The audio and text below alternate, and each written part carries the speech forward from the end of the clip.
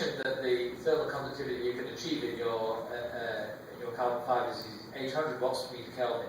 Can you give me some examples of the thermal conductivity that you can achieve in your designer composite in the 3 dimensions? Oh, designer, yeah. I'll give an example of the result rather than just conductivity, because it is not just conductivity, this is spreading the heat the way you want it. It's not just the single fiber conductivity, the way you want it, right? We use, just for example, the extreme application we have done is what I'm giving. Triple junction solar cell, which had, when used it, it is about 40% efficiency out in the market, even though in the lab they have gone to 43% and so on. And everyone did concentration of maximum 400, 500, worried about cooling and so on. So now we knew that we could use this as one aspect of it. And so we used designer carbon composites as interface material to heat spread, and the junction to ambient was between 6 degrees and 10 degrees.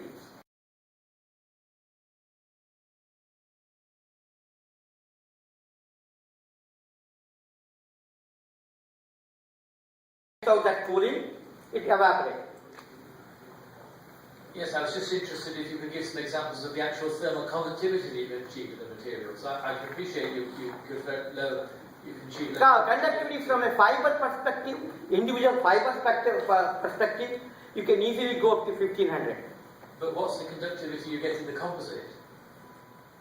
In the composite, it's not the conductivity, it is which direction you move it, and heat spreading is more important than individual fiber conductivity.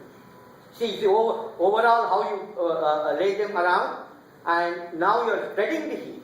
Spreading the heat is more important in cooling rather than conducting in one direction, other way is not cooling well. The problem in, is being anisotropic rather than isotropic thermal spreading. That is the key. It's not just the conductivity. Conductivity 1500 can be achieved easily. Whereas CNT, is about 2000, as you already know. Any further questions? Thank you very much. Well, I have one. Yeah, please go ahead. Because we spoke earlier this morning. Sure. But what is your projection? You said 2014. Where do you? No, I'm just making it wide and let's use it. Right. Based on your beliefs, the technology coming on board, yeah. And where do you see the first initial application? Market and values. Right. Okay. Let me start with solar, because which is because a lot of geographical coverage, which means a lot of carbon fiber. The world demand is about 120 gigawatts in the next year or two. Right? Each megawatt requires 5 acres of land where solar farms are.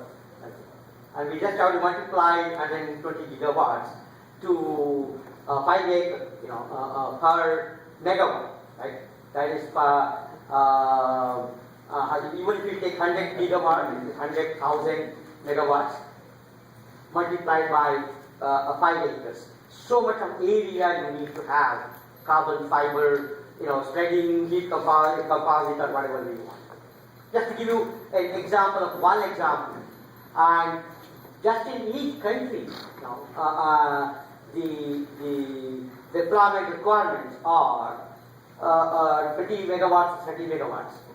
Now you add up to every other place where it is to otherwise the failure rate will be higher, which means that return on investment will be bad, and also the output rate goes down as the heat goes up.